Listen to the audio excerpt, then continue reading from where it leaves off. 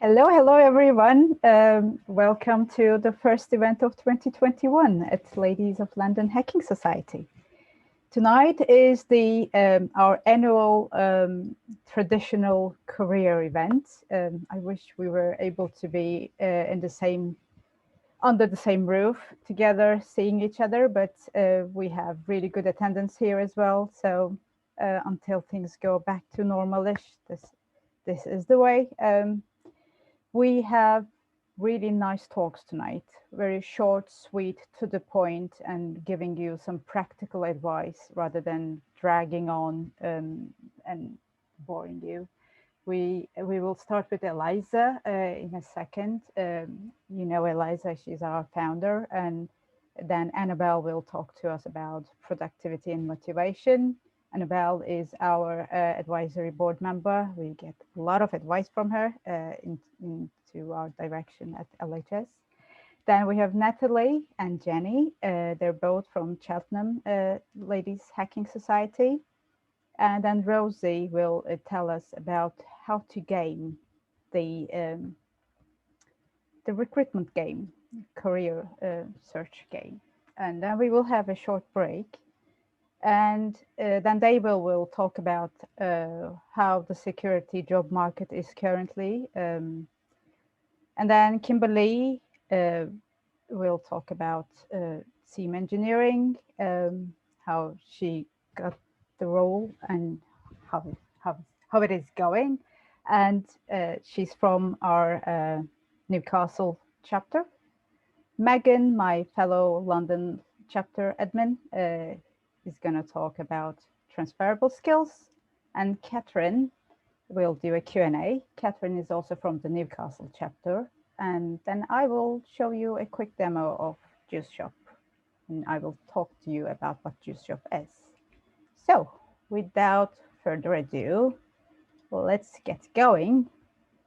Thank you all to everyone who has donated to our cause. We have raised really good amount of money for crisis, and we feel quite proud about it, and you should be very proud about it as well.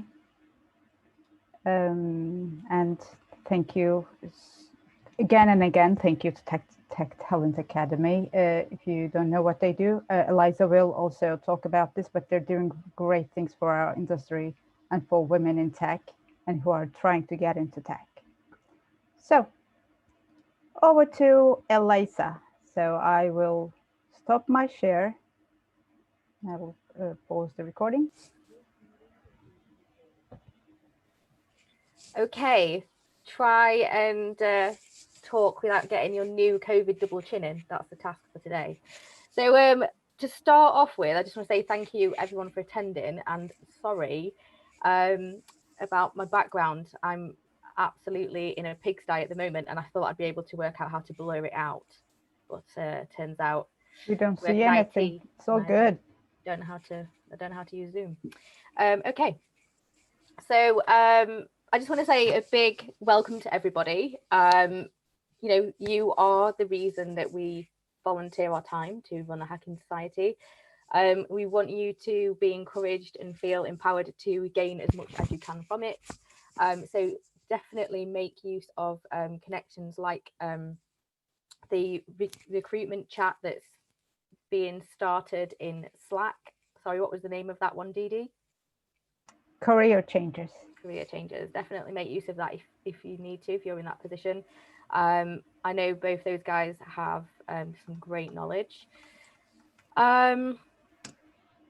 Also, I just wanted to say well done to all of the chapter leaders. So all of the ladies that have kept Ladies Hacking Society of all the various different regions going throughout COVID. Have been brave enough to put their heads above the parapet, well and truly above the parapet. And it is brave, especially in today's world where engaging in controversial topics such as women's spaces is sometimes, you know, sometimes you get a backlash for doing that. So, you know, big cheers to all of the chapter leaders for their time and their bravery this past year. You've done fantastic work. So I just want to go through what we achieved last year, and where we're heading now, and then that's it. So last year we grew very early on. I think did Cheltenham start last year? I think it did, the very beginning of last year. Yes. So we grew from just being London and Norwich to, which was our experimental chapter, which has actually closed now, which is sad. But Tash, who was running it, you know, she has a life and she was very much on her own there, quite isolated. So understandably, that one's on pause for now. She may come back. But we've grown to Cheltenham, the Northeast and Glasgow during a pandemic with no money. So that's been kind of phenomenal. We've actually partnered with Tech Talent Academy. I know Didi has already briefly mentioned them. They are a training provider, and they have provided and will be providing scholarships as well. So really interesting. You should totally check them out. If you go to the LLHS.com website and go to their logo and click on it, it will take you to their website. So they have financially sponsored us, which has aided us to keep going in terms of our hosting costs, our DDoS protection costs, you know, the meetup fee, all of these, you know, G Suite, everything that we have to pay for has been covered for all of the chapters for this year by Tech Talent Academy, which is absolutely amazing. So genuinely massive thank you to them. There is actually an alumni sub channel on Slack. So for those of you that have been through a Tech Talent Academy course, you can go there, or you are going through one, go there, exchange ideas, cheat. I'm joking, don't cheat. I mean, I would. That's me. You know, go there and just meet other women that have been on the course with you or that are going to be joining it soon. So please go for that. Okay, so at Crisis Christmas, we raised over £800, which was amazing. Our target was 500. So thanks, Annabel, for arranging that and putting that together. And we did that in a matter of 3 to 4 weeks. Pretty good. You know, people don't have money in a pandemic, so that was good that we got 800 quid. Pretty awesome. Let's try and get more next year. Also, we donated around 40 rape alarms to Crisis for homeless women as well. So that was very well received from Crisis, and I'm sure that's made a few women sleep on the streets a little bit easier. So you know, that's what LHS is all about. You know, our cause is women, so that's what we're key drivers in. We've acquired a number of new volunteers, so I'm sure you'll meet some of them tonight. Didi has already introduced the new London volunteers, Megan and Phyllis, and we have a number of others at the other chapters as well. Again, if you go to LLHS.com and you click on the different chapters, there's links to all of their LinkedIn pages. So you'll get to sort of have a really stalkerish introduction, which is really creepy and great.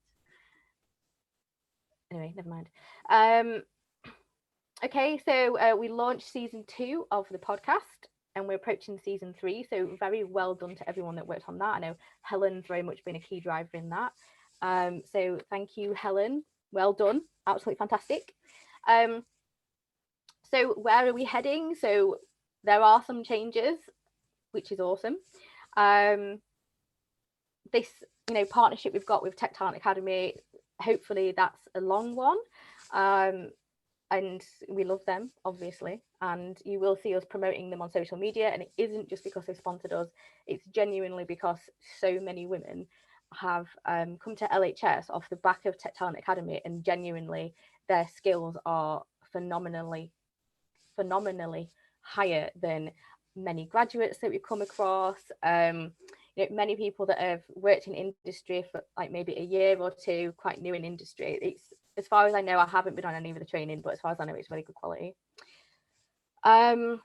So that's awesome, and they've helped us maintain our operating costs. We're also partnering with Refuge, so the women's protection charity Refuge, and not today, but going forward, every month, we don't expect anyone to ever pay to come to LHS, and it will always be free.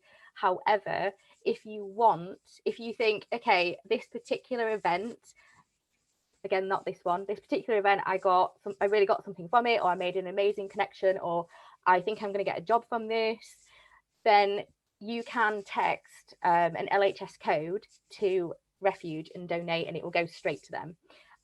And we'll have someone from Refuge on the show, or on the podcast at some point, and they'll explain why, you know, they're someone that you should really think about when you wanted to donate. We want to welcome Annabel Berry as a board member. Yay! Cheers. Unfortunately, we did lose Kate Brett Goldman, who was awesome and instrumental in our early growth, and we do love her, absolutely. But she moved to the States and it wasn't working. But now we've got Annabel, so that's awesome. She's going to be really, you know, giving us a kick up the arse as well. Linda Barber is starting something called a monthly member spotlight. Haven't told anyone about this yet. It's really taken inspiration from the podcast, where there's going to be member spotlight sessions on there. This is for all chapter leaders. Will nominate a name every month. It will basically go into a hat and we'll pick someone out, and that person will be highlighted as like a high achieving member for that month, like member of the month kind of thing. And it'll be one member across all of the country, and they'll just get like a shout out on LinkedIn and Twitter, and you know, just be a bit of stupid fun. Might go down well, who knows. And then Didi is going to go on later about Juice Shop. So we're scrapping the cyber kill chain. We've done that. It worked awesome. Loved it. And thank you, Immersive Labs, for all your hard work and for supporting us. And your logo is going to stay on our site until the day the site burns. No mistake about that. However, we're moving on to Juice Shop. I'll let Didi talk about that. Thank you so much for your time. I think I might have gone over. I'm really sorry. Thank you. Thank you. Thanks. I will talk about Juice Shop at the very end. Annabel, do you have slides, or are you okay? I do, yeah. Usually I wouldn't be using a slide deck because it's I'd just be usually doing a chalk and talk, but I think sometimes on types of Zoom calls it's easier to look at what I'm going to be rattling through, and I've only got 10 minutes, so it's quite a lot, and it's a big ask to talk about motivation, I think, particularly this month. So I don't know about you, and I know there's obviously the reaction things that some people have been using already while Eliza's been chatting, but I don't know how many of you have had a really, really hard time getting up and ready and kind of motivated in January. I know I have. I've had a kind of couple of weeks ago, really difficult time to just kind of focus on anything, get up and running, just trying to get myself motivated. And I've seen quite a lot of people talk about it on LinkedIn over the last couple of weeks. So I was meant to be chatting about leading teams and just changed at the last minute to say, look, what can we possibly do to kind of keep ourselves motivated and look after ourselves over the next couple of months. And it's really hard for everyone at the moment. So there aren't any kind of silver bullets in here. There aren't any magic tips. There's probably nothing that you haven't already heard before, but sometimes I think it's good to hear these things again and kind of set a refocus. And some of these things are things that have helped me, particularly over the last couple of weeks. So I went out, rather than you just getting my own experience, I went out to a few of my leaders networks that I'm involved in about to talk about basically what kind of tips that they have for keeping motivated themselves in terms of leaders and things like that. And they came back with very common elements. So I'm going to rattle through these. I've only got 10 minutes, so I haven't got any time to go into in any detail, but I've got my contact details at the end. So if anyone wants to chat with me after this or offline or whatever about anything I've covered, then please feel free to drop me a line. So tips on motivations, they talked about basically setting goals, which I'll go into a little bit more detail in a while. I'm not talking about resolutions, I'm talking about goals. I know we're on a careers evening this evening, but it doesn't have to necessarily be careers goals that you're setting for yourself. And the most important thing that they talked about was telling other people about them so that they can keep you kind of accountable, or they can support you in whatever goals you're setting for yourself. And it doesn't matter what they are. And as I say, I'll go into that in a little bit more. They all talked about exercise, getting outside, moving your body, keeping as fit and healthy as you possibly can. All of them consistently talked about separating the noisy urgent from the quiet important, which I'll go through again in a little bit. One or two of them mentioned creating work to don't lists, which I'd not heard of before, but I quite liked. The things that you know that you should avoid while you're working, which distracts you and takes you away from and perhaps gives you lack of focus in terms of motivation, on whatever you're trying to concentrate on. Really, really important about celebrating your wins. And the last one is about practicing gratitude every day, particularly at the moment. And sometimes that's really hard to do, but I'm going to take you through that as I go through the presentation. So setting goals, this is something I did a couple of weeks ago, and it really works for me. It might not work for everybody, but I just wanted to talk through what I've done. So it's psychologically proven that if you set goals for yourself, not longer term ones, I'm not talking about resolutions here, I'm talking about ones that you can set over short term lengths of time. So it's psychologically proven that if you set a goal for yourself over a period of 3 months, you're far more successful at delivering those goals than you are in terms of setting longer term ones. So the advice is that you set no more than 3 results goals over the next 3 months for yourself. And I say it doesn't have to be career wise, it doesn't have to be focused on work, it could be anything. It could be your self-development, it could be health, it could be learning a new skill, it could be learning to play a new instrument, whatever it is that you want to, but it has to be results orientated. It has to be something that you can measure and quantify over the period of the next 12 months, 12 weeks, 13 weeks. And then the next really important thing is to write down how achieving those goals is going to make a difference to your life. So it needs to be things that are really important for you. This bit I found really hard when I was doing this, because actually I ended up with a massive piece of paper with a load of stuff that I kind of think I want to do. And I had to whittle that down to 3, but 3 that I really wanted to focus in on. One of them happens to be a work goal. One of them happens to be something to do with my self-development and genning up on a particular subject. And one of them is a health goal that I've kind of, had consistently. And by the way, I don't do this on a rolling 3-month basis. If it would absolutely kind of kill me to do this. But periodically, when I feel like I need to get back on track and I need to get motivated to get myself move forward, then I dip into doing this. And I've done it about 3 times now over the last couple of years, and it really works for me. And then it's really important to break down how you're going to deliver those goals into tasks and things that you need to do in order to get that results goal done. And really writing down, taking time to kind of thrash out the plan about the things that you need to do. So if your plan is, you want to run 10K in 30 minutes, not 30 minutes, sorry, 5K in 30 minutes, 10K in 30 minutes, my God, 5K in 30 minutes or something like that. But basically, what do you need to do to make sure that you're going to get that? How many times a week do you need to go out running? How many, what's your goal going to be in terms of the timing? That's just one example, but actually planning that and thrashing that out in detail is really important right at the beginning of this. And all of that takes a bit of time. But once you've done that, basically you can really kind of start to plan out your days from day to day in terms of focusing on your goals.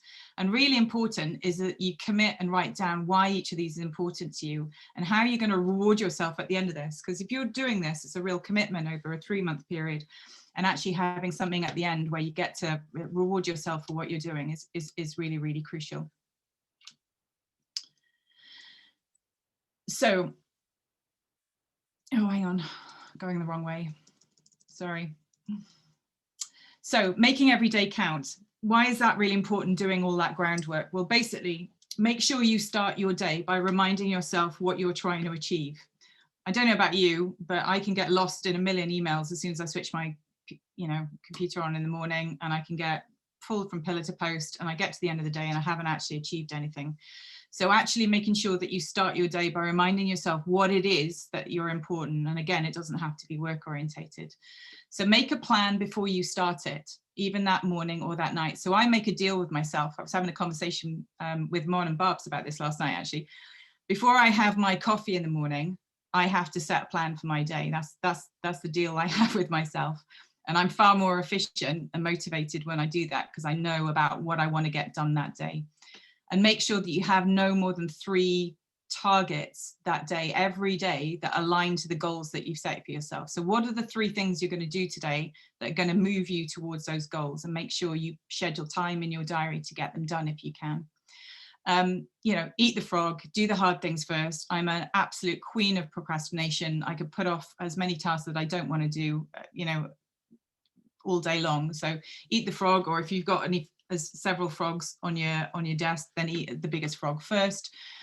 And then listen out for the quiet, important things and focus on the less noisy, urgent. As I say, you can spend all day putting out fires if you do that. So try and think every day And it's saying it's not necessarily a work related goal, but could be something like making sure that you've gone out or you've worked out that day, or you've spent some time to do some reading, or you've listened to a podcast on a particular subject that you really want to gen up on.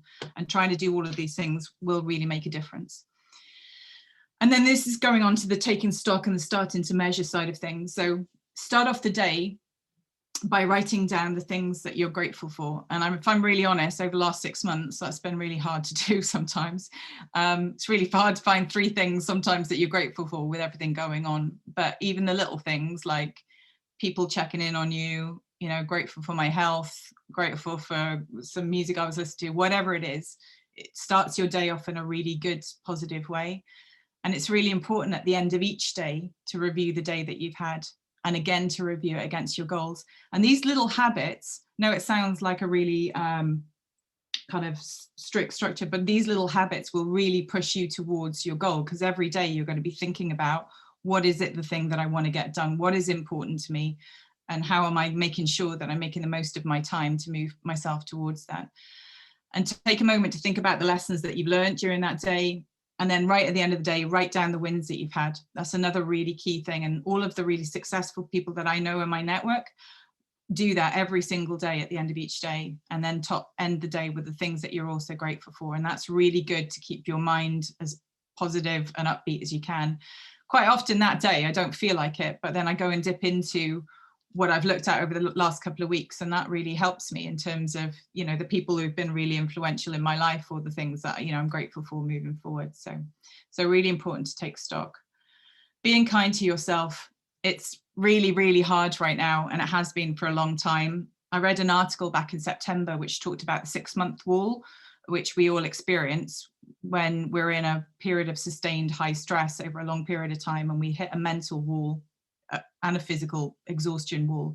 And that wall was about September. We're due to hit another one probably in about March. But the good news is that we get over those quite quickly. It takes about 4 to 6 weeks to get over that. But it is really hard, and acknowledging that and being a bit kind to ourselves and not being so hard of ourselves. And as Barb said right at the beginning, when I was making the joke about the gin, it's all about balance, which is very true. Know the things that you can do for yourself that make you feel better. Is that listening to music? Is that getting out in the fresh air? Is it, you know, making sure that you've eaten healthy? Is it working out? Whatever it is, and make sure that every day you get a chance to do something, if you can, that makes yourself feel better. It could be just having a bath, you know, relaxing bath if you can, for, you know, so just have a think about the things that make you feel happy and make you feel better about yourself. And then eat well, move your body, get fresh air, sleep as well as you can, and take one day at a time, and ask for help from the people who are around you to help and support you. So these might seem like really obvious things. As I say, there's nothing in here that you wouldn't have heard before. But the real thing for me has been, over the last couple of weeks, is actually doing all of these things has really cleared my mind. It's made me laser sharp about the things that I want to focus on. As I say, not all of them are work related. Some of them are career work related, at least one. But the other ones are about self-development and the things that I'm passionate about, and the things that are important to me, and the things that I know are going to move me forward in my career. And just taking that little bit of time to plan that out has really helped. So it sounds like, you know, a bit of a structure nightmare and a bit of a time and investment to get this done. And believe me, before I did this, I wasn't somebody who particularly structured my day in any way, shape or form. But actually what I've delivered, you know, in my own life, actually, since I've been doing this, is really, really much more than I've ever seen before, and keeps me laser focused and much more upbeat. And I feel like I'm achieving stuff. And that's the thing at the moment. We're all stuck in our homes, and we want to feel like we're achieving something, we're moving forward, because the rest of our lives are on hold because we're not able to go out and do other things.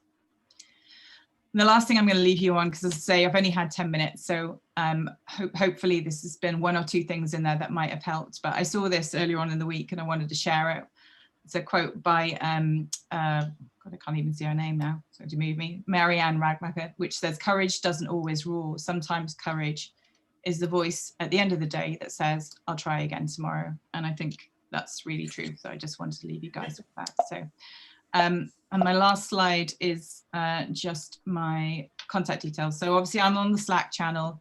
This has been like a whistle stop tour of motivation, goal setting, whatever. If anyone wants a chat with me about what do I mean by results goals? How do you break that down? Anything like that, then feel free to drop me a line. You can contact me on the email address there, drop me a line on Slack or LinkedIn. And thanks for listening. Hopefully that was helpful. Thank you so much. It's sometimes we just need that reminder.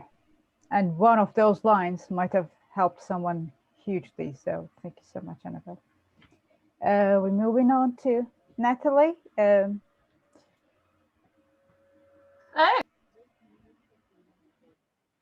Can you see that as a nice full screen PowerPoint? Perfect. Brilliant. Thank you, Didi. So my name is Nathalie. I am the chapter lead for the Ladies of Cheltenham Hacking Society. I am currently working as a cyber engineer, and I've been working in that role for about 12 months after changing careers in 2019. And I'm going to be talking to you this evening about learning to code. This is aimed at people who are thinking about it or just starting out. And what I've tried to do is include information that I found useful and that I kind of wished I had when I was first starting out on my own. So we'll get started. And just to say that this is the last slide that's going to have any of this matrix nonsense on, because whilst it's really cool that people think that this is what we do, it's not what we really do, and it's not very helpful when you're learning, but I like the picture. So moving on. So why is it a good idea to learn to code? So the first thing is that if you want to move into a technical career, it's going to provide you with a really solid foundation in terms of skills and concepts. It's really fun at face value, so you can build some really cool things, and Jenny's going to be showing us what you can do very shortly. And it's also something that's really fun and really addictive once you get starting, so I can definitely recommend it from that point. You can use it to automate your tasks to make your life easier, and also if you're wanting to move into red teaming and cool hacker stuff, it's really important to learn how stuff works before you learn to hack it. So the first question is, why do we need coding languages? So computers don't process things in the way that we do as humans. They process things as binary logic, and we normally represent that as zeros and ones that you can see in the middle. And if we try and communicate with a computer in human words, it's not going to be able to comprehend that at all. And equally, if we try and interpret what a computer is doing in the way and communicate with a computer in the way that it's communicating, we're going to feel like this man in the bottom right hand corner. It's hard work and it's not really practical. So coding language is something that bridges the gap between computers and humans, and broadly speaking they're divided into two different types. So we've got low-level languages, which are close to machine code, so close to what the computer is actually processing in, and that's languages like assembly language, which I'll show you shortly, and languages below that. And you can work in these languages, and people do, but it's quite specialized and it's quite hard work. So to overcome that problem, we've developed high-level languages, which look a little bit more like the screen, the script that you can see on the right-hand side of the screen, which looks a lot closer to human words. As a result of that, they're much easier to work in. You will lose some speed compared to if you're working in the lower level languages, but your life is going to be so much nicer. So that's what most people will work in when they're coding. So why are there so many languages? So different languages are used for different things, and some languages can be used for general purposes and for a wide range of purposes. Other languages are more for specialized things rather than a broad purpose. Some languages are a lot easier to start with, and those are the languages that we're going to be covering today, and also some are more popular than others, and those are some reasons that might guide your choice when you're choosing a language to work in. So in terms of what we're going to cover this evening, we're going to cover a few common computer coding languages and ones that you're likely to hear about and come into contact with. There are loads of other languages that we're not going to have time to cover, and more are still being created. So remember, this isn't an exhaustive list, but we'll cover the common ones. We'll talk about a bit about each one, what it's used for, and I'm going to show you some code snippets. So it's tradition when you write your first program in any language to write a program that prints hello world to the screen. So what I've done for each language is shown you that program in each different language so you can compare them and see the difference between them. And also there's quite a lot of memes because they are a bit of a guilty pleasure of mine. These slides have got a huge amount of information on them. Please don't try and take it all in. Just have a listen, enjoy the memes, and if you are interested, I'll make sure these slides are available for you so you can read them in more detail at another time. So we'll just have a quick look at assembly language to start off with. This is the lowest level language above machine code, and it is something that people work in, but it's very specialist. So if you're looking at the image on the right hand side, please don't panic. What I've done here, this isn't pure assembly language, but I've disassembled a C program that says hello world, just so you can get a feel for what the instructions look like. Assembly language tends to be used in things where efficiency and speed is really important, so things like games, and we also use it for some really cool stuff like vulnerability research and reverse engineering, so some like quite hackery stuff. The pros are it's really cool and it's really fast, but the cons are it is terrifying, and also most jobs don't use this day to day. So whilst it's interesting, you don't need to start here, and we wouldn't recommend you start here because it can feel a little bit like this, but it's just so you've seen it and you know that it's out there. So the next language we'll cover is two languages that are grouped together, and that's C and C++.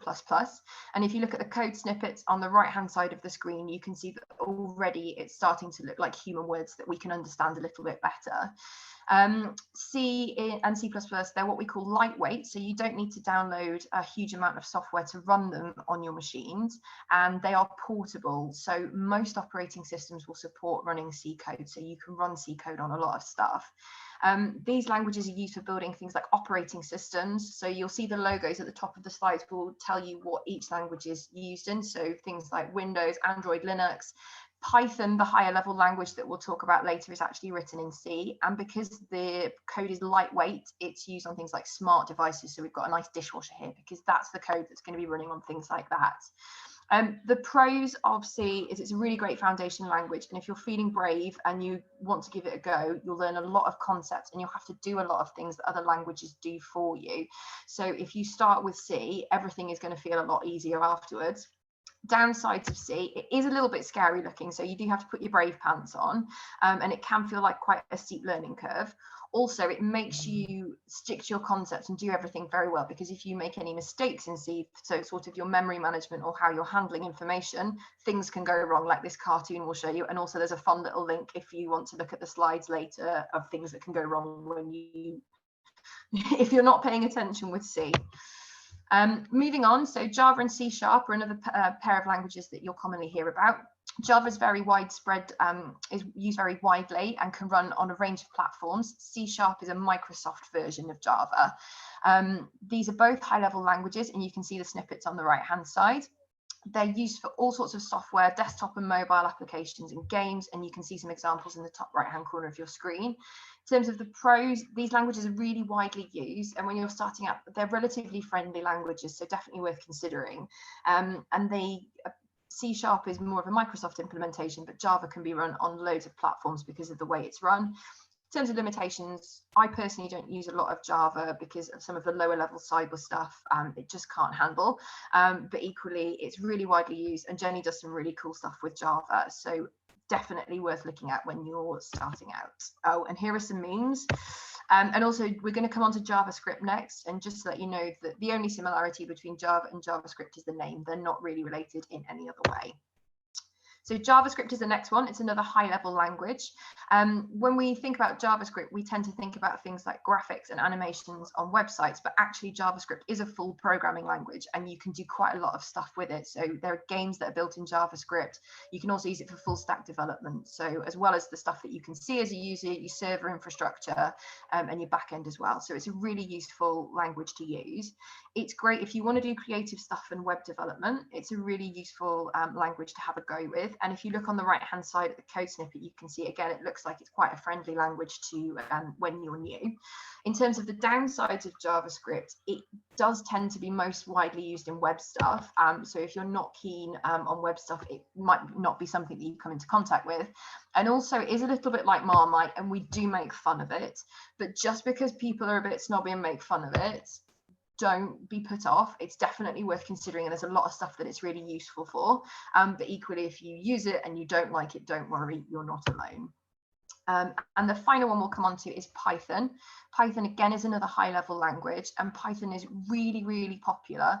So it's popular with beginners because it's really easy to pick up. If you look at the code on the right-hand side of the screen, print hello world, that's probably the easiest code we've seen so far. So when you're just starting out, it's not so scary and it's really easy to get into. Equally, it's something that is used very widely in software. So you won't just use it as a beginner, it's something you'll take forward into a range of roles. So it's a really useful one to know. It's really versatile because there's lots of libraries available, and it's something that's used for a huge range of things, including fun stuff like artificial intelligence and machine learning, because it does so much behind the scenes. In terms of pros of Python, as I've said, it's really friendly. It's a really great starter language because it's not intimidating, and it's something that is quite easy to get on with. And also a lot of the concepts you'll learn in Python are transferable to other languages. So it's a really good starting point. In terms of cons, downsides, it's really difficult to find them, to be honest. There's not a lot of people who don't like Python. You could argue that in terms of performance, it might not be the strongest language. And also, I've been trying to use the user interface version of Python, and it's not my favorite. But there are a lot of positives of Python. So which language should I start with? And that's a question that I definitely struggled with when I was new. And the answer to that is it doesn't really matter. What you are aiming to learn is how to program computers and how to get them to do what you want them to do. The languages are just tools. And once you've learned one language, you will find that the concepts that you've learned as part of that will make learning other languages easier. Also, as a developer, most of us will work in more than one language, and the language you start off in doesn't mean that that's going to be the one that you spend your whole career working in. But seriously, if you want to know where's a good place to start, we would say Python. You can't go wrong with Python, especially if you're a complete beginner, because it's friendly, there's loads of support online, and it's really easy to build some really cool stuff. And Jenny's going to be showing you that shortly. If you're feeling braver, and especially if you want to go into cyber stuff, C and C++ are really good at having a look at, because once you've done those things, everything else will feel easy. And also, if you use other languages that do stuff for you, it's going to be a lot easier than C. But equally, if you're interested in something or you think something looks fun, give it a go, because it really does not matter. I've gone over time, so I'm not going to go into detail, but there's loads of free resources available. So don't pay for resources until you've had a look at these things. And as I said, these slides are going to be available. Also, if you're struggling to get started, which I did, to be honest, I found a lot of books for grown-ups are really difficult. So have a look at kids' books, and these are some of the ones that I found really useful. Don't be afraid to ask for help. You've got support within LHS, but also communities around the internet. We all know the pain of debugging, so you are very much not alone. Don't be afraid to ask for help. And if you are interested in it as a career change, definitely check out the Tech Talent Academy courses, because that's what I've done and I found it really useful, and I know a lot of others have as well. Any questions? We haven't got time now, but I will be on the Slack channel for the foreseeable future, so feel free to drop me a question. And on that, I will hand you back to Didi. Thank you so much. And without further ado, let's move on to Jenny's talk. So, hi everyone, I'm Jenny. I help on the Cheltenham Hacking Society with Nathalie, and in my day job, I am a software engineer. So with the languages that Nathalie has just gone through, I currently use Java. I've also used C# in the past, JavaScript and Python. So as Nathalie says, you use quite a lot, but I'm going to give a little quick overview, hopefully about 10 minutes a day, a little overview of a bit of a Python code snippet. So hopefully this is going to be fairly beginner friendly. I'm going to put all the details on the Slack afterwards, so hopefully you'll be able to walk it through. If you know Python, this is going to be fairly basic, but if you don't, I'm going to hopefully try and go through it sort of line by line and try and explain what's going on. So what might look like some terrifying code is actually not so terrifying when you get into it. So we're going to use a few tools today, but I'm just going to quickly explain what they are before I jump into it. So the main thing we're using Python. That's the logo there, and Python is a coding language. And to use Python, I use PyCharm, which is an IDE, which is an environment where you write code. So like you use Word to write a document, you use PyCharm or something similar to write code in. Then I'm also going to be using Flask, and Flask is a web app framework. I thought that was a chili pepper for the first 3 years of my career. It's not a chili pepper. And I'm going to go into what a web app framework is in just a second. And we're also going to be using some database stuff. And the database that I have a personal preference for is MongoDB. And the way that we interact with that is through something called Compass. And that just means that we can look at our data. And the final thing that we're going to be using is just a web browser. I'm going to be using Chrome, fairly self-explanatory. So I'm just going to quickly talk you through some architecture. with my highly technical diagram. So we're going to be doing what's known as an HTTP request and response. And as you can see, we have our little guy over here who wants to go to a website and he wants to access some data. And what happens behind the scenes when you're trying to access the data is that actually does an HTTP request, and that takes you to your web server. Now, a web server isn't some magical box that, you know, your IT guys live and it just hides away. That can be a piece of code, and that's what we're going to go into in just 1 second. So your web server, when you ask it for some data, will do some fancy code stuff, crunches away, and that queries your database, and that's going to be MongoDB in this instance because I like it. And MongoDB will return some data back to Flask. Flask will then do some more stuff, and that will give an HTTP response back to your browser, and then you have your data, and then you're happy because it's come back and you've actually done it correctly. So I'm now going to attempt to move into PyCharm. So this is PyCharm, and hopefully you can all read the code that I have up here. And I'm just really quickly, there are 40 lines of code here, I think. That is all that it is right now. It's very, very simple. And most of them is me adding some comments and some space in here. So right at the top, we have these import statements, and you see that we've got from Flask, we're importing some things. So this is using the packages. So that's Flask that I mentioned before, and some other bits that come related to that we need. We have PyMongo, which is how Python interacts with Mongo and interacts with Flask. All of those things need to communicate and talk to each other. And then this utils is some stuff that I've written, which I'm going to hide away, and we don't need to know for now because it's a little bit more complicated. And so first of all, what we need to do is we need to create an instance of Flask, which is our web server for our app. So we create a little instance. That's when we call Flask with the brackets and we stick in name and we call that app. And this is our web app. That's got what we're going to be using. And then the next thing we're going to need to do is we need to connect to our Mongo database. So this is our URI here, and that local host is my machine. This is the standard Mongo port, and I've handily called my database test because I'm so original. And then again, we create an instance of PyMongo, which is how Python talks to Mongo. So we're all starting to talk to each other. We know what's going on. Everybody is friends. And then this is actually our little call that makes to the database.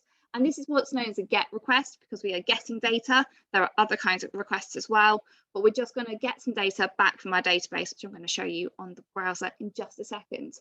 So we got some comments here. It's always good to comment your code. People like that, do that, you'll be friends. Then the next person won't hate you. You hate some people because they didn't write comments and they didn't make any sense. It's always good to really explain clearly what's going on. So when somebody else comes and reads it, it makes a hell of a lot more sense. So from our HTTP request, which was the first arrow that we had going over from our browser to our web app, we have some arguments that we've put in. So in my database, I just have some names and some emails. It's not very complicated. There's nothing more in detail than that, but obviously your data can have lots of crazy, funky structures that you can have going on. I've just done requests, and the details are going to be the name and your email address. And so those are the bits of things that we're going to ask about. So once we've got the details back from our requests, we need to form our search query. I've hidden the details of this, but I will put all this code on the Slack later, and you can have looked in more detail, something called a regex in there.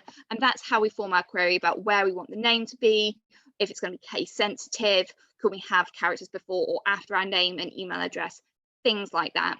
Bits around how we want to exactly structure our query. And then this is the actual line that searches in our database, and that gets back a selection of users that are in our database.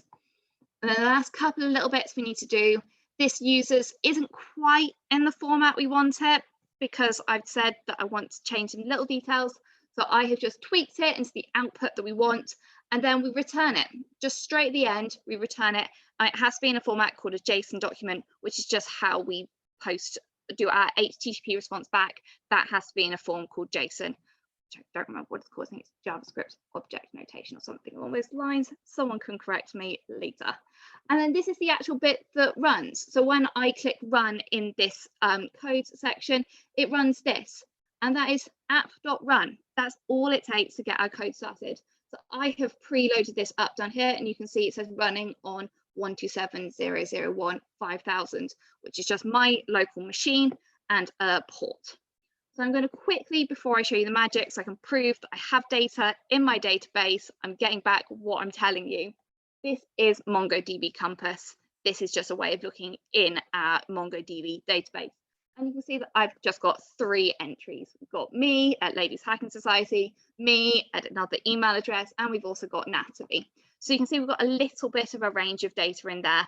And I'm not just making this up when I do some queries in the browser in just a second. So I'm now just going to open up Chrome. And that's really annoying me over the top. So if I do this request here, you can see that we have, hopefully you can read that, it's quite small, I'm aware, but we have the 127.001.5000, which is what it said it was running on just a second ago. And then we have this slash question mark name equals Jenny, etc., etc., etc. But you can see in here that it says name equals Jenny. That's the name that I've said that I want to look for, and any email addresses that contain ladieshackingSociety.com. And you can see that the only entry that it brought back was me at Ladies Hacking Society, because that's the only entry in our database that relates to that. However, if I do a slightly more vague query and just put the email address in, you can see here instead that we get both my email address and name back, and as well as Nathalie's details as well. So we can get back one entry, or we can get back multiple entries. And that is basically all there is to a very simple little Python Flask app to do a GET request. Just as a super brief summary, I have just shown you a web app that I've written in Python, and I've used Flask to put together that web app framework. I've done a GET HTTP request to get back data that was stored in MongoDB, and then I have returned that data to the browser. Now, this was just super quick overview to quickly show you that Python really isn't scary. It's really approachable. It's a language that I love using because it's just really readable and just it's a nice language. But if you wanted to do some other things further on, which I have other details for, which I will post probably over the weekend, you can do other types of HTTP requests. You can post data, you can put data, which is to update a certain record, or you can delete data. I have put no security on this database in the slightest. There's nothing there. There are some basic things that you can do straight away on your Flask app to make it more secure, such as using Python passwords, and we'll be covering that in our OWASP sessions, some of that later in the year. Particularly, there's one on SQL injection, which is another type of database, which Ladies Cheltenham will be running in March, I believe. And then finally, for just more code, you can also do something that's known as object-oriented programming, which is a more formal way of structuring your data when you've got a massive database, so that if you've got a project that you're working on for years, you don't lose everything. And that is it. I hope this is a really useful introduction to Python. If anyone's got any questions, just shoot me a message. Happy to be a point of contact. Thank you. Thank you so much, Jenny. Okay, so I'm Rosie Anderson. For those of you that don't know me, I work in recruitment, and I work at Honeypot Digital, which is a new recruitment agency that started in January. Great time to start with a lockdown and a pandemic, but that's for another talk, another day. I was going to do a CV guide, but I decided instead I have a CV guide that people can ask me for. But if you're starting out or you're a career changer, it's really hard to write a CV. So if I've got some scary stats, and then we'll get into the fun stuff. So these are standard recruitment stats. So for example, there's lots of things in recruitment that we can't change. First impressions, for example, people won't always like you. We don't have to agree with people's first impressions, but it's really hard sometimes to get your foot in the door in recruitment. 50% of applicants, if you're applying to a big company, your CV will go through a CV sift. Sometimes that's manual, sometimes that's an actual person doing it, sometimes it's automated. So if you're starting out and trying to get your first ever role in recruitment, a CV is not in recruitment, in technology and cyber, your CV isn't going to necessarily get you in that door. So we have to game the system.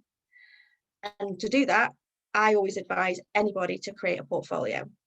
So If you're brand new to the industry and you're learning for the first time, it's a really good idea to start writing down what you're doing. So if you have a home lab, for example, and you're learning languages like Nathalie and Jenny just spoke about, start writing down, you know, what you've done, what you've learned, and write an executive summary at the end of that. So if you've developed your first program, chances are your first program you ever write is not going to be your best work. But every time that you do this, you're going to keep developing and keep learning.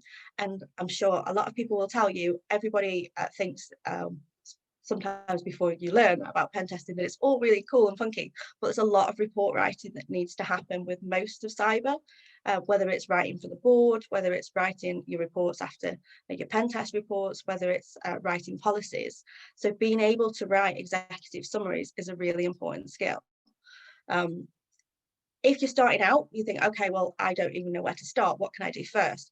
Those of us that are parents or have friends who are parents, you know, there's a lot of home learning going on. Volunteer at your local school to write using Teams for the first time for a non-techie, security in your own home, how to make things secure if you've got your 5-year-old, like I have on Teams. I haven't got a clue what he's sharing or who he's speaking to. So little basic user guides, and then you can put that kind of stuff in your portfolio.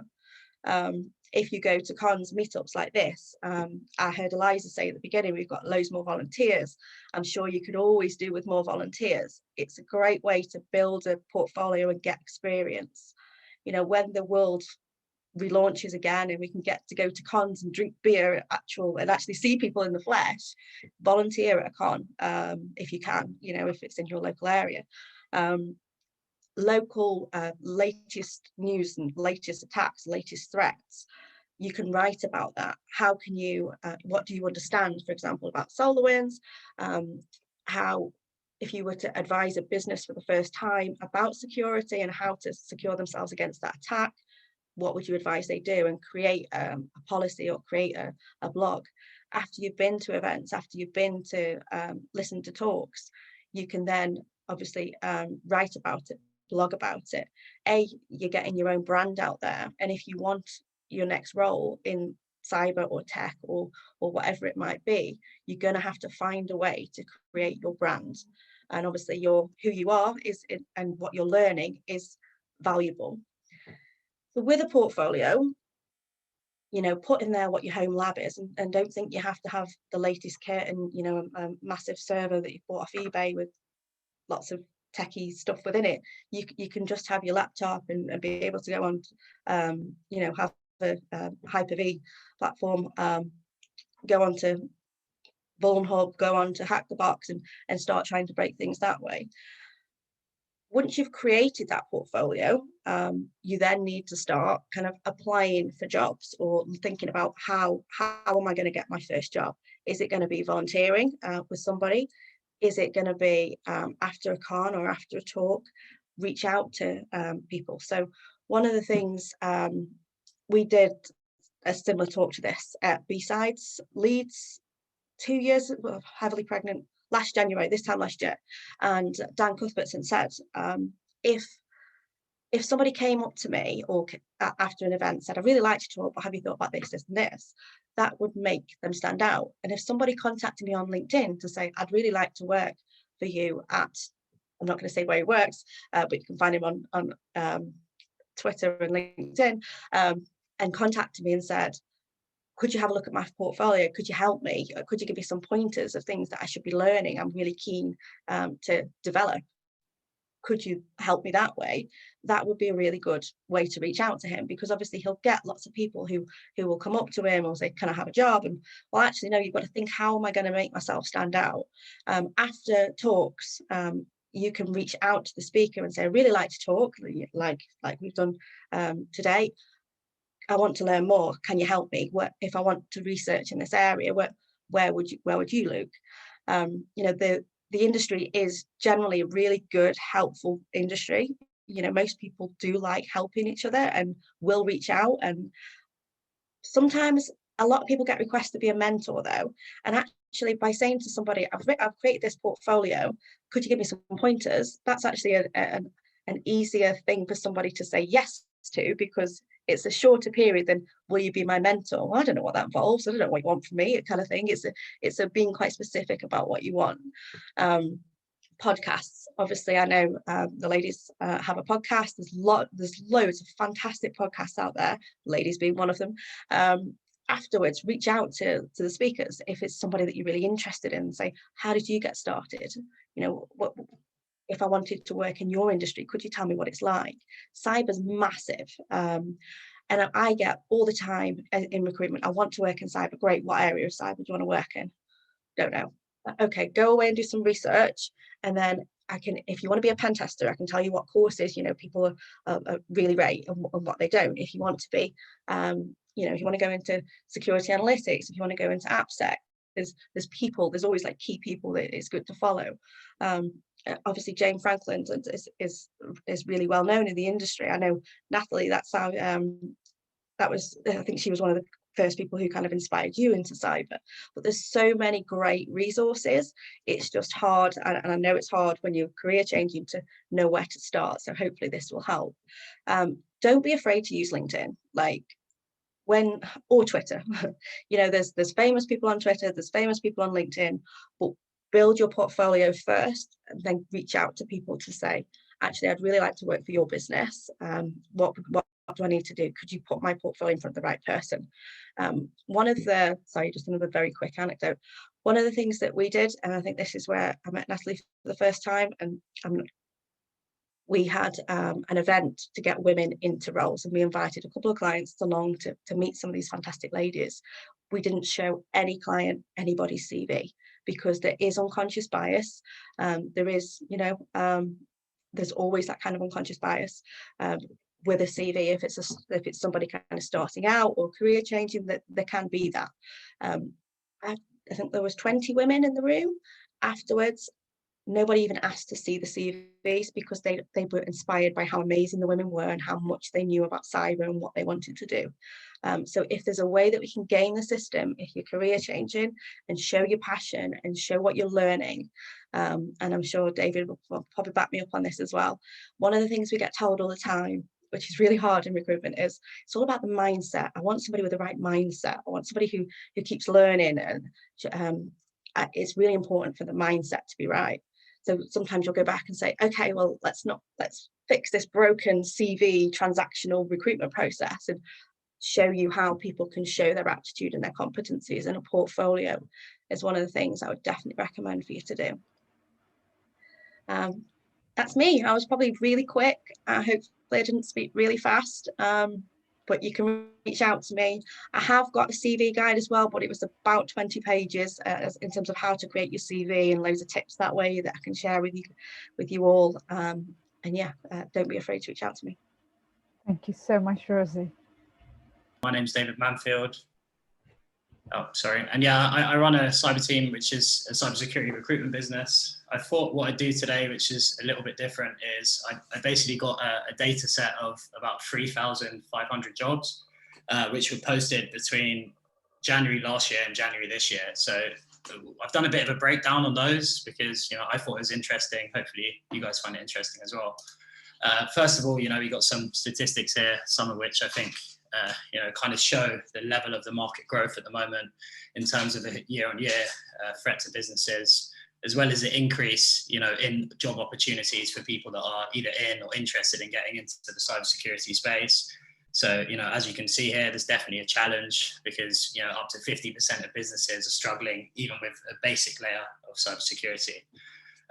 So firstly, what I've looked at is a breakdown of the location, which, you know, I guess it's pretty London heavy, but one of the things that I would just highlight here, which has changed quite a lot probably in recent times, is businesses' appetite for people to work remotely.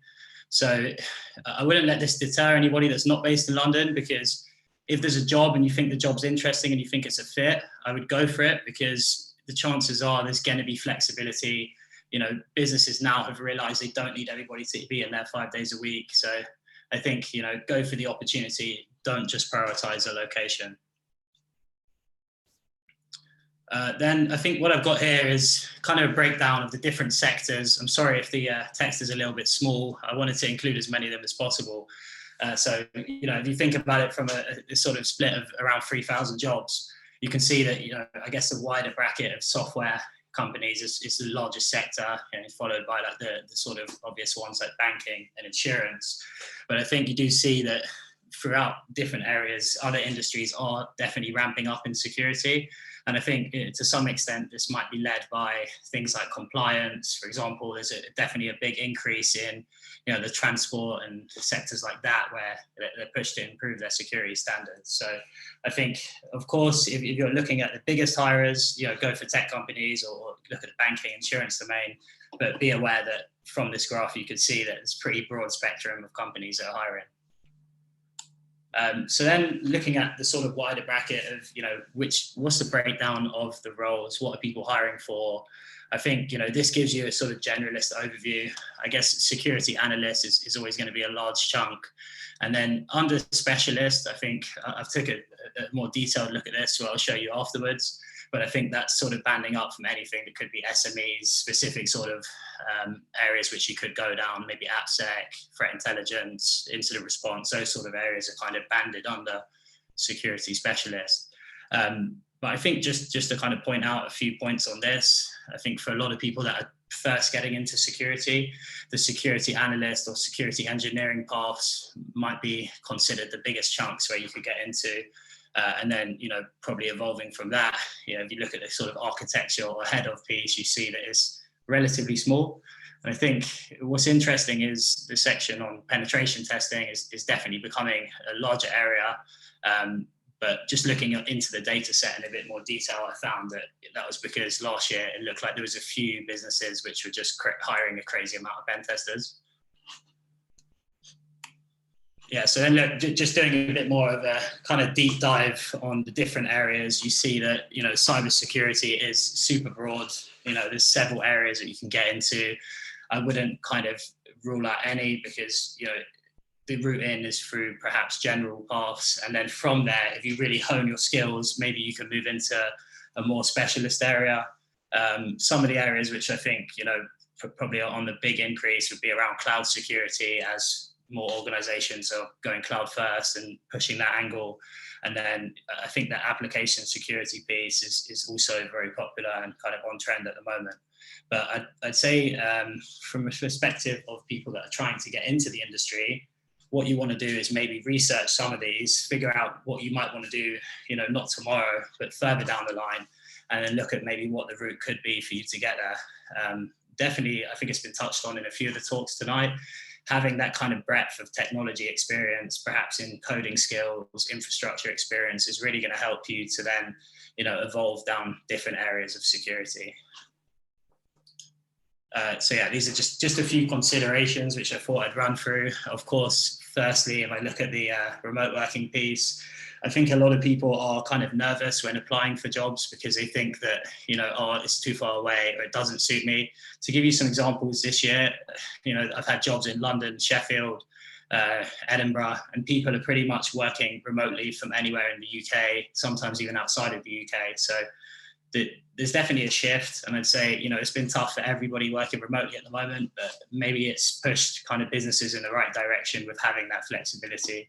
So if people maybe can work from home a couple of days a week, a few days a week, or, you know, even more, I'd definitely entertain that discussion, apply for the job if you see it as a fit, and then you can work out from there if it's a good fit for both sides. I think, yeah, again, the talks that we've had today have really highlighted, you know, that there's definitely a merit to having any IT skills if you want to do security. So having a sort of good understanding, maybe the larger portion of the roles are not necessarily junior roles.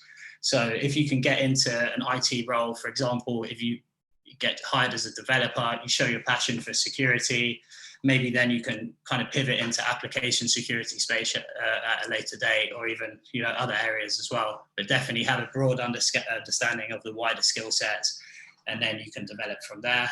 The next one's a little bit of a bias point, but I would seriously recommend anybody to work with recruiters. That doesn't mean work with all recruiters, but, you know, if you can find a recruiter who you can really talk to about what you want to do, what sector you want to work in, what your ambitions are, and kind of give them a good elevator pitch, or as Rosie touched on before, maybe a portfolio of what you've done, then they're going to be able to take that to their customer base, prospect for you, and it's not going to cost you anything, and perhaps they'll find you the perfect opportunity. So definitely would recommend that, and that kind of follows on to my points around the research side of things as well. If you do want to work in a specific company, the more you can find out about them, the better it's going to be for you. The people that work there, what they're working on, be specific, do your research, contact people on LinkedIn, ask for referrals, introductions, anything that you can do to kind of not leave the application down to you putting your CV through like a job advert online, for example. Sometimes that will get you a sort of lucky break, but sometimes you have to appreciate that a role which is posted online could be getting 200 or 300 applicants within a matter of days. So if you can give yourself a kind of, an edge on that, or, as Rosie said, game the system, it's definitely worth doing that through networking, through events like this, through speaking to other people in the industry who can kind of give you a leg up. And then another good resource, which I've just chucked a link on here for, it's called IT Jobs Watch. So if you're unsure about market salaries, definitely check this one out, because it's not like exact science, but it will give you like a rough guidelines of, which jobs pay, how much they pay, and like for different locations and stuff like that. So definitely useful as a reference point. This is just a few kind of live roles which me and my team are working on at the moment. Not extensive details, but you can definitely just drop me a line on the Slack channel, email me, ping me on LinkedIn, and we can talk about any of these plus more. But yeah, lots of different locations, lots of different specialisms, and always more to follow that as well. And then, of course, here's my contact details. So I'd say the best way to get hold of me is probably through LinkedIn. I am on the Slack channel, so you can catch me on there if you have any questions. And if anybody thinks they're, a sort of budding data analyst and they want me to send them over the raw data of 3,500 jobs, so I'd be happy to do so. And you can crunch your numbers on that and maybe send me back some more aesthetically pleasing charts and graphs. But yeah, thank you for listening. Of course, if anybody has any other questions, just drop me a line. Thanks so much, David. No. Hello, so I'm Kimberley Hendry, and I'm going to talk to you about SIEM engineering. I'm the co-lead of the Northeast Ladies Hacking Society, and I currently work as a cybersecurity engineer at thatsecurity.company. Like a few people who spoke tonight, I've also recently retrained over the past few years. So definitely an example of everything we're talking about can be learned. No one is born knowing cybersecurity skills. Maybe some people are, but not many. So I'm going to talk about what is a SIEM, and a bit about SIEM engineering, what key skills I think are needed, and a bit about some research I did as part of my master's. So there we go. So what is a SIEM? So it stands for Security Incident and Event Management. So software or services which manage security incidents and events that could pose a threat to a company's infrastructure. So it's a part of a way of giving eyes and ears to a company over their own data and infrastructure. So using technology to log and capture data, by developing automated scripts to manage and track the incidents. And as part of my role is to build monitoring systems to identify irregular behaviour. And then you turn all that into a readable format. So members of a SOC, so a security operations centre, can then investigate all that data. So here's some examples of some well-known SIEMs. And the one at the bottom, the Pocket SIEM, is the product that I work on. So I guess, yeah, question would be why would you use a SIEM? Are they necessary? So like it says there, it's a single place to view alerts and a single place to also carry out the investigations. So lots of companies would buy lots of different like service providers or machines and services that produce different logs in all different languages and syntaxes and different types of information that's positioned all over the network, in the cloud and on different operating systems. So a SIEM is a way of consolidating all the event logs into a central repository, so you can actually manage them and monitor them effectively. So a good analogy would be, imagine for some reason that your home is a particular target for some reason. And so you think, right, okay, I'm going to log onto my firewall every day and check what's going on there. I'm going to install and check an IDS, so intrusion detection system. And then to on the safe side, I'll keep checking my kids' laptops every evening, and then check on the phone to make sure the phones aren't acting strange. And also check your husband's tablet. And then also you look and see, oh no, one of the laptops has been compromised and you don't even know how it's happened. So if you imagine that it's not actually a home, but a business with say 10,000 people, it's not even feasible to log on to all those separate devices individually and check the general state and also then review all the security logs.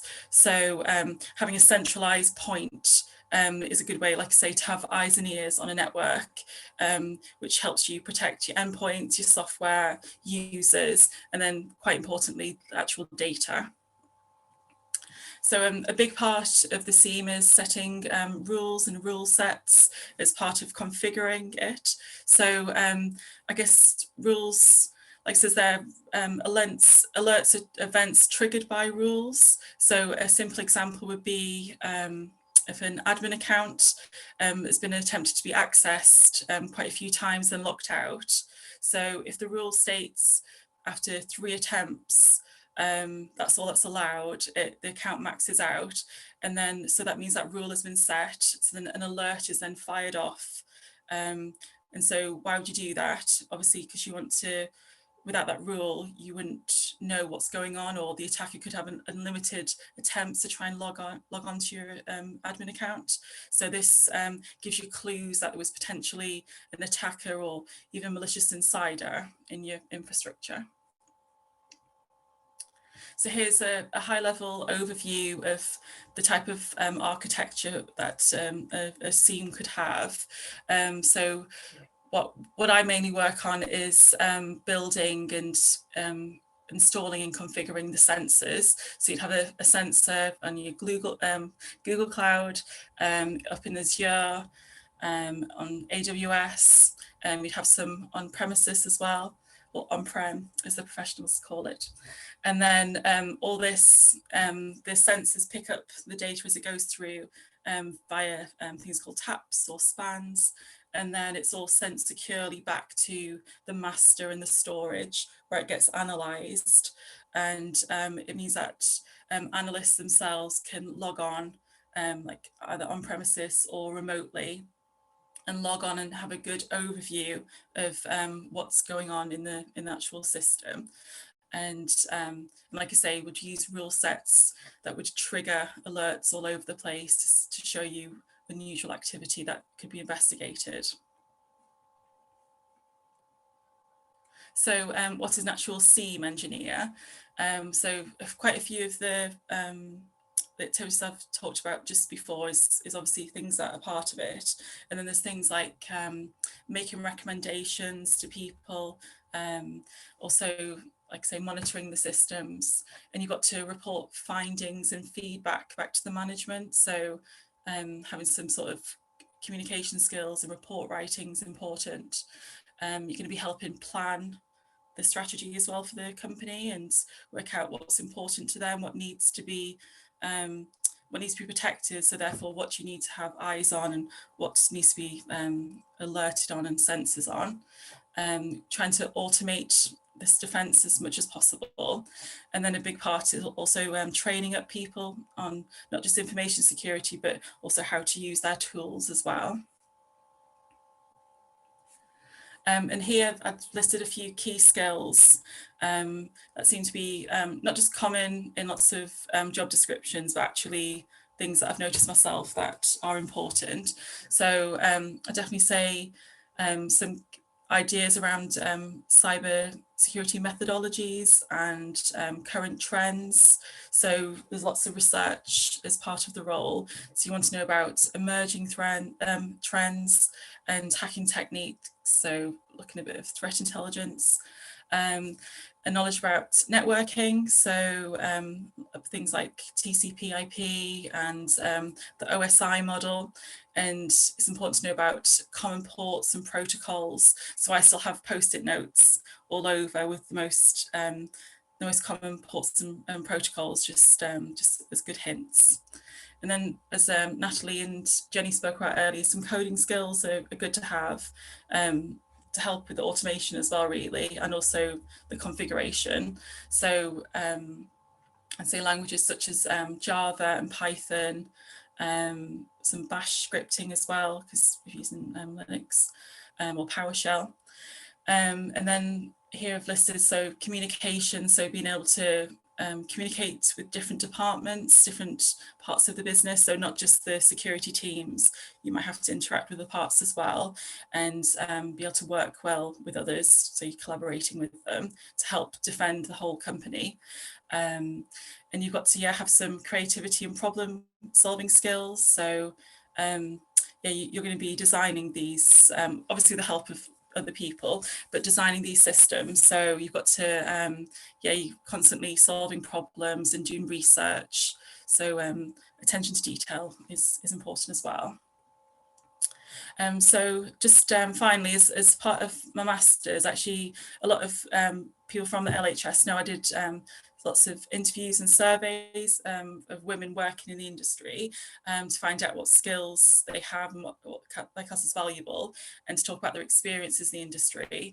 And then as part of my project, I compiled all the data and designed something called a persona of different roles in the industry. So, it's slightly covered here, but here's one that's a persona of a cybersecurity engineer. So this is all grounded in empirical data. So every detail here is actually a fact that someone mentioned in the interview or survey. And so it's covering things like the role and skills and daily activities.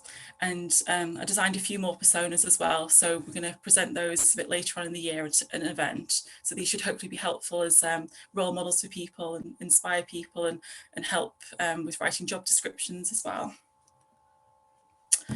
So just in conclusion, it's definitely a very exciting and fast growing part of the industry. So like the blue team defending side, getting everything together, like say, to monitor all together, it's really growing, and everything can be learned. I didn't know any of this a few years ago. So things like Cybery, Pluralsight, Udemy, and speaking to others in the industry as well. It can be learned by people. So there we go. So thank you very much. And there's my details if anyone wants to get in touch, and I'll share these slides as well.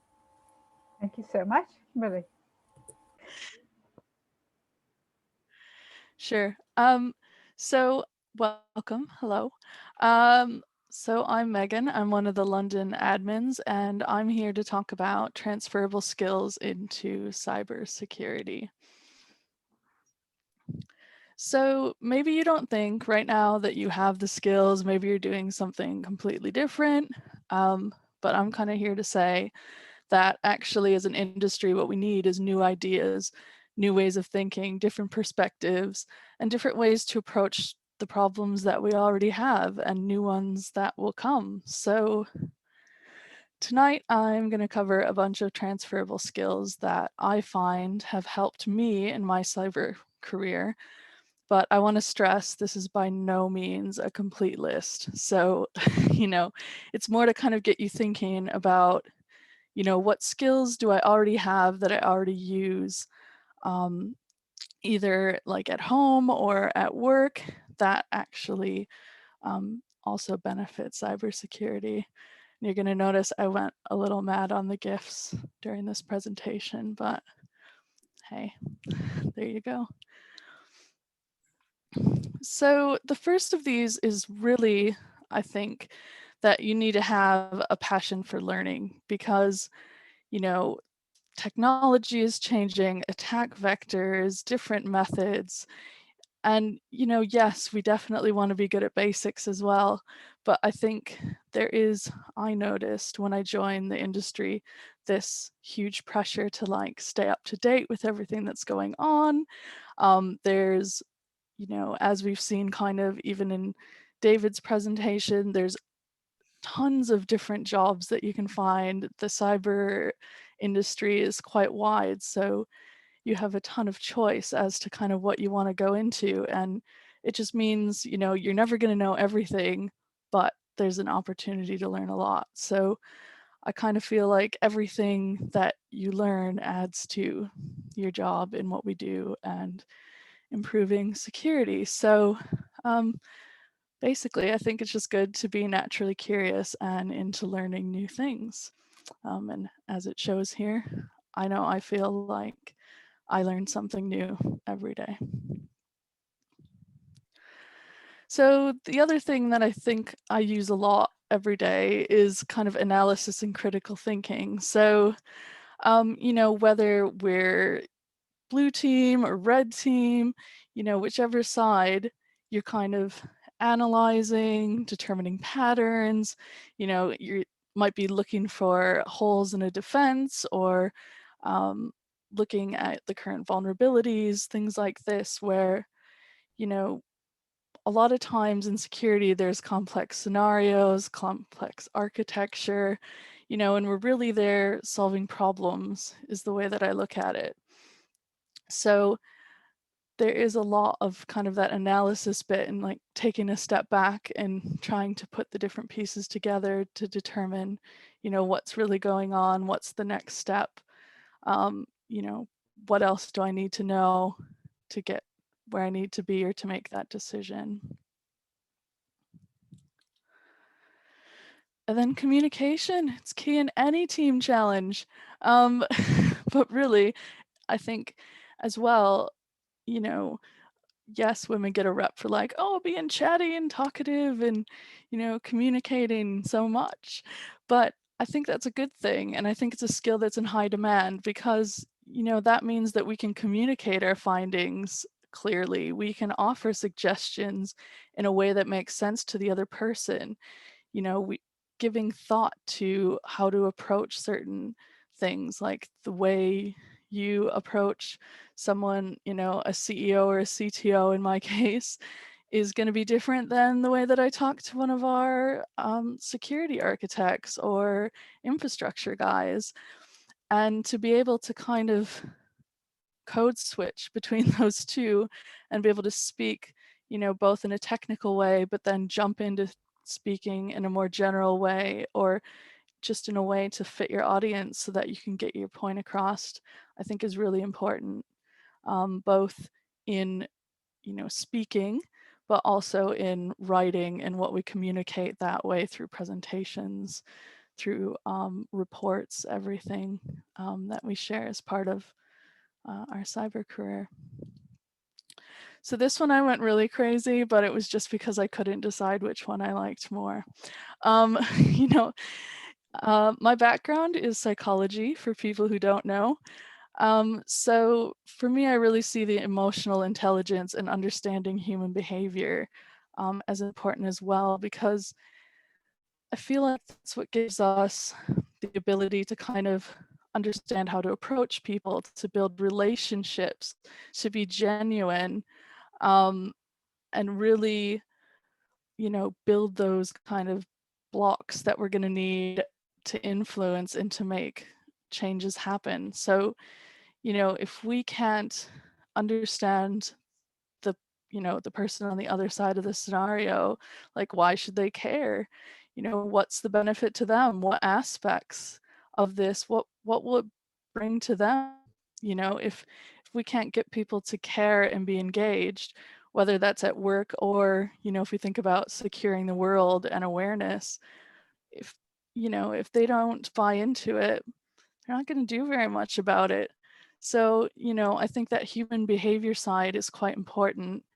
And plus, I just like Nadia with her social engineering thing here, figuring out how you can find skills to like trap someone. But, you know, it could also come in, yeah, we talk about socially engineering a target, you know, from a blue team, maybe recognizing behavioral or other changes that just indicate something's wrong, something isn't right. So I'm going to move quite quickly because I want to ensure that we have enough time for the Q&A and the juice shop. So, and the last thing I want to say is, you know, be an influencer, like maybe not that kind of influencer unless you want to be. But I'm talking about, you know, the ability to influence others, to build relationships and trust.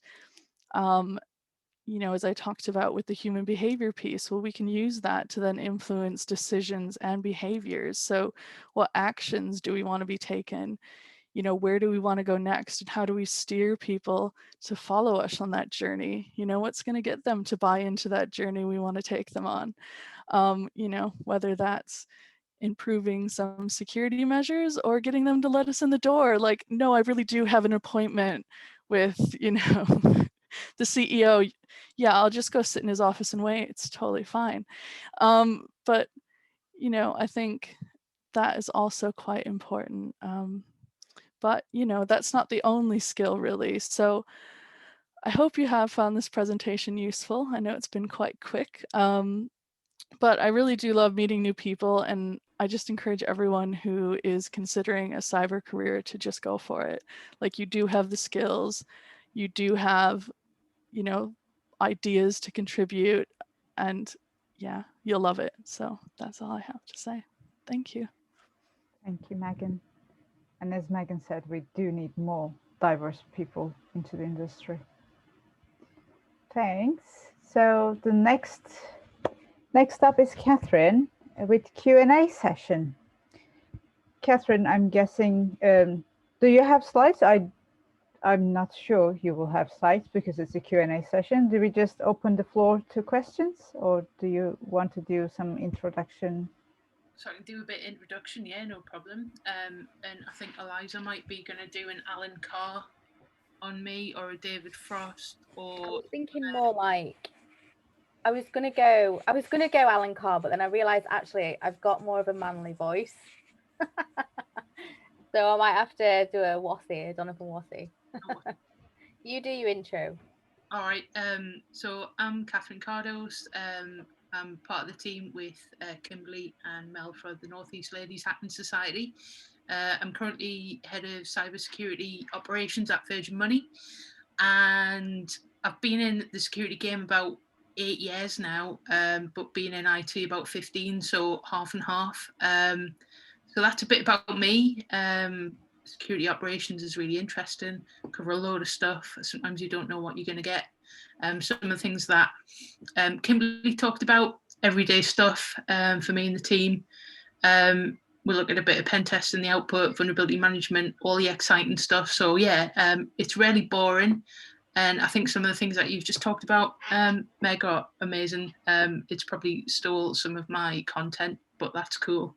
It backs it up, doesn't it, Meg? We can share content. It's like we're reading each other's mind right there. Absolutely. So yeah, that's me. I don't think there's any more gassing I can do on me. Okay, well, you could do some gassing out of your arse. That would be quite entertaining. I knew you'd find it funny. I'm sure there's other people on the call going, oh God, Eliza's gross. Unsubscribe. Okay, so Kathryn, you've had a super interesting and awesome career where you've quite rapidly got to a very senior role, and you're now head of security operations at a financial institution. So I just wanted to ask you some questions, because I thought what you would have to offer would be incredibly valuable. So there are some people on the call today that have got no experience in cybersecurity, and think back to when you were in that position. What would you say to yourself then, 20-year-old self or 19-year-old self, however old you were? I mean, I was pretty old when I got involved, but go ahead. So exactly what Meg's just said in terms of that, actually just get on and do it. Think about the transferable skills that you've got rather than what you haven't got. being brave, being curious, and actually just getting stuck in and learning as much as possible. I think that's the key skill, because one thing that I really, really, really struggled with at the start, and I remember feeling so frustrated by it, was that I didn't know everything. It's sort of laughable, isn't it, that I won't ever know everything. And I don't think anyone who has been in the security game like 30 years or whatever will be going, yeah, I finally almost cracked it. I know most things. Like, it's impossible. There's so many dimensions. I think some of the things that everyone's contributed to on the call so far just shows you how diverse it is, and that you absolutely can't know everything, and that's okay, but also admitting it. Well, I think this is a really good point. And I definitely think, you know, you have to stop worrying about what other people think. And if you spend today worrying about what other people think, you'll be in the same position tomorrow. Whereas if you do something about it today, you'll be better off tomorrow because you'll have learned something. So that's, you know, well, I'm totally on the same page with that. Totally. So what's the most important skill you have sort of on your job description for someone entering cybersecurity at the company that you're hiring in? So one of the biggest things I guess I look for, and there's always that age-old throw-up between, am I looking for someone with certifications on the CV? Am I looking for someone with years of experience? It depends what role I'm hiring for, really, because I think the key one across any role that I'd be hiring for would be team player, keen to learn, curious, because I think if you've got that nailed down, then you're going to be able to do, I think someone put something about mum detective skills. If you've got an ounce of that, then I think it'll take you quite a long way. It was quite funny actually, just earlier today, just on that side of things. One of my friends texted and went, oh, I think I've been catfished on one of these modern fangled dating apps. Been in a relationship for 20 years, so I've never had the fun of that, which is in some ways a great shame, because I think it looks great fun. Anyway, so she sends us one of the pictures. You can imagine what sort of things get shared. And first thing I did was judge the duvet cover in the background. And then second thing that I did was reverse image search and think about the other things I could see in the picture. So there was some plug sockets. Was the person proclaiming to be from Newcastle actually from Newcastle when they had European wall sockets? And I wasn't looking at the main event. But I think kind of having that curiosity to delve into how true something is, or have you got the full picture, etc., is sort of one way of describing kind of how your mind works, as opposed to just looking at the goods. Yep, no, I would absolutely agree with you. It's the most common mistake that information security teams make generally as the leader of an information security team? I refer massively to Meg's presentation once again. The one big thing is, well, two actually. One, assuming that everyone else thinks in a security way. There's an absolute value in having a security function. And I think one day in 20 years time, will we be able to just have DevSecOps and that's it? It's not a security team per se, because not everyone thinks that way. So I know it'll be conversations where my guys will be like, oh my God, I can't believe someone asked or tried to do this. And I'm like, well, this is why you're in a job, because they don't think you do. Yeah. No, well, they've got a point sometimes, right? But that's exactly why we're in a job. And also having that emotional intelligence as well. Sometimes you can get far too bogged down by the detail. And you forget kind of how to communicate with other humans, which I think is another mistake. Actually, I'll give you a third one for free. 3 for 2 tonight. Also, just becoming a bit of a no department, or not seeing the enablement function that every security team should have. And sometimes you get badged with being the no team, as opposed to, well, maybe not that way, but have you thought about this way? And again, it's that curiosity and thinking outside the box that's gonna be one of those things that you can avoid a lot of mistakes and get more engagement. So sorry, my throat made a sound without me encouraging it. It just went meow. So sorry about that, guys. He does that sometimes. I think I'm like possessed by some really chatty demon. I've no idea. So yeah, for anyone that's worried, actually, DevSecOps arguably is working in some areas and not others. So, cybersecurity is a very safe job for like the next 50 years or whatever. So don't worry.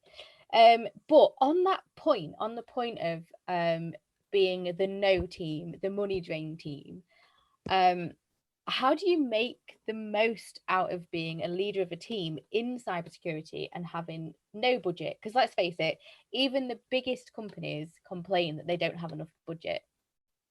Well, that's like question 101, isn't it? Of like, how the hell do you do it? So I suppose I've been through waves of having that struggle across my career. And the key thing, I think, for me, and it's a bit of a thing at the moment and a bit of a term being thrown around like it's a new thing, but live off the land, try and get the most out of what you've got is one thing.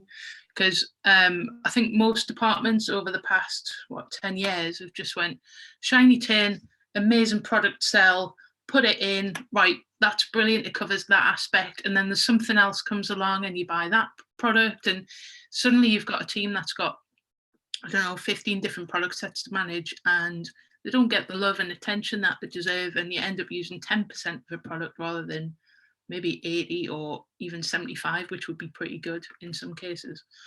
So there's a bit about thinking about how you can combine the tools you've got to get a richer sense of what's going on in your network.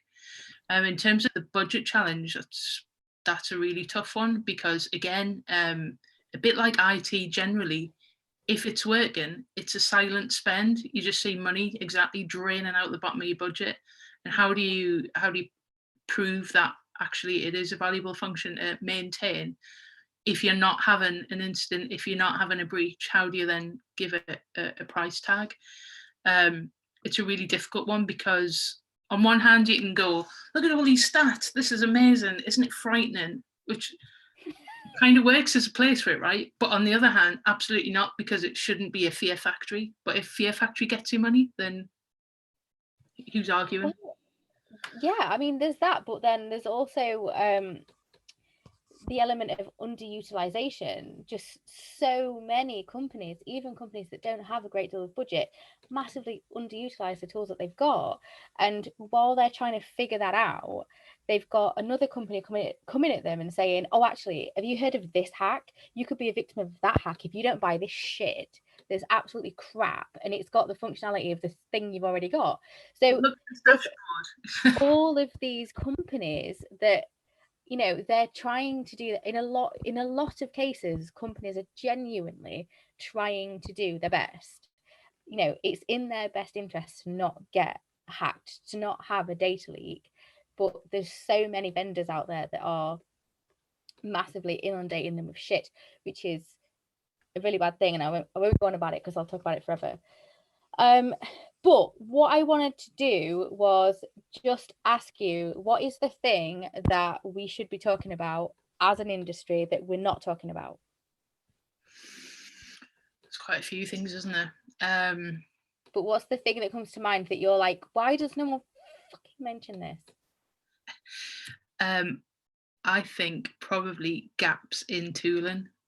Rather than it being a like, let's plug the hole with more money, is actually, right, okay, how can we look at things a little bit differently? How can we maybe use logs that we're not, for example, SIEM, massive, it could be a massive drain of budget, it could be the best thing you invest in, but it's all down to actually, here's the thing then, definitely CMDB, so your asset management basically, knowing what you've got, where it is, are you getting the logs out of it? Can you get logs out of it? What is it telling you? What is it not telling you? And again, I think, there's this whole invest money in a SIEM tool, fill it with all the logs you possibly can, but hang on, you should have that stop point where you go, okay, it's okay to say you only need 20 log sources because they are the critical ones that you want to get in there, as opposed to, well, you should have this and you should have that and the other, but it doesn't parse correctly, you can't alert on it in the right way, or it means nothing on its own. So that bringing it all together and making it make sense is a really key, easy thing to get wrong, and it kind of sounds like an easy thing to get right. But again, if you can't allocate it to an asset, it's kind of pointless. I think that the overall message from this conversation is very much around, how do you justify your existence when your existence is dependent on nothing happening? So if you aren't hacked, how do you justify spending your money on something? Well, in a lot of cases, you can't. Therefore, rely on what you have. And in a lot of cases, it is CMDB, it is asset management. It's knowing what you have in your network and knowing, appropriately how to manage it and who manages it and who's responsible for it. So, absolutely fantastic. Thank you so much, Kathryn, for such a valuable 10 minutes. Cheers, thanks in for my opinion. If anyone wants to ask Kathryn any questions specifically about, you can ask her whatever if you want it. She's not guaranteed to answer it. But if you particularly want to ask her any questions about how to get into a SOC, how to lead a SOC, how to, work in security operations, blue team stuff, drop her a message. She is at KC on Slack. Yep. Don't be afraid to get in touch, and thanks for listening to us. Cheers for that. Thank you so much, Kathryn. Thank you, Kathryn. Thank you, Eliza. So we are running a little bit out of time. I will whiz through, and I have a surprise for you. So we have said we're going to be using OWASP Juice Shop this year. So what is OWASP Juice Shop? Some of you may know, some of you might not know. I have put in some links here, and I will post all of these into the Slack channel as well. And so don't worry about it. So before knowing Juice Shop, we need to know what OWASP is. So OWASP is Open Web Application Security Project.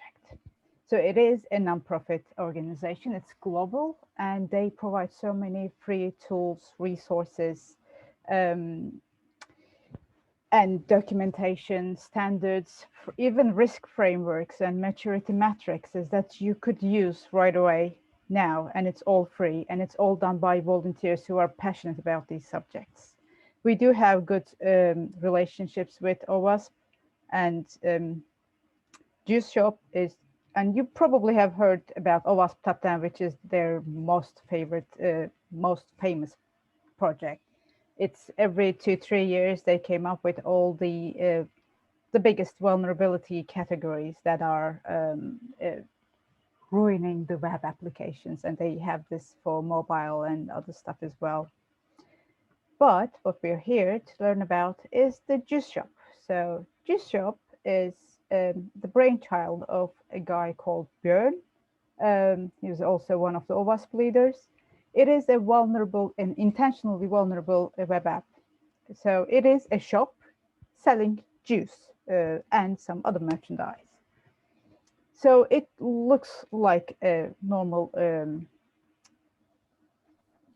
shop window, but what's interesting about it is it has a secret place where it has all these challenges about OWASP Top 10 related vulnerabilities. So it gives you a platform to actually do hacking in a safe place and learn about hands-on learn about them.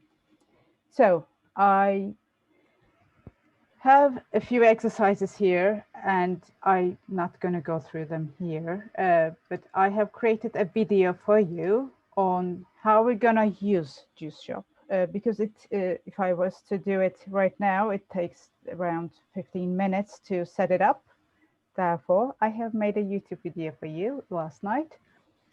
So that is why I'm gonna stop the Juice Shop stuff here because we are running out of time. I will post the video as well in the Slack channel, and also I'll link it to this video. If you're watching this on YouTube and you haven't been to the session, it will probably play next.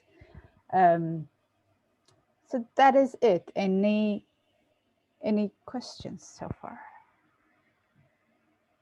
Good, great. So yeah, let's move on to what is coming next from LHS. So this month we were hosting LLHS Ladies of London Hacking Society were hosting, although this has been a true collaboration through all the chapters. Next month, we have our Glasgow chapter's launch event, which is going to be very exciting. And I do think we have our Nicola, if she's still here. I see Nicola. Do you want to say hi? Hi everyone. My name is Nicola Cooper and I'm the chapter lead for LLHS, the Glasgow edition. So as Didar said there, we're looking to launch in February to coincide with Cyber Scotland Week. So I think the dates are the 22nd of February, or it's towards the end.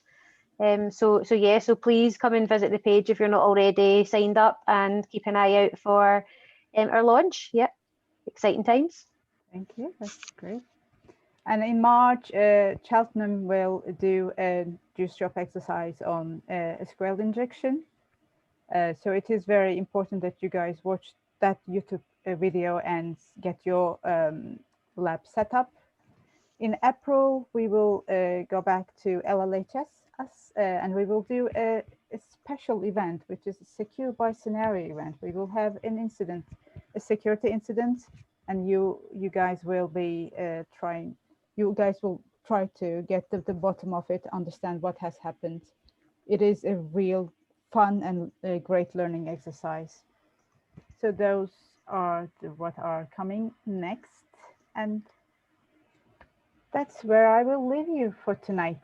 Thank you all for joining us. And one more special mention to Phyllis. Phyllis is our other admin at London, and she's there. Say hi, Phyllis. And she will be, when it's the LLHS turn for doing juice shop exercises, she will be helping me run them.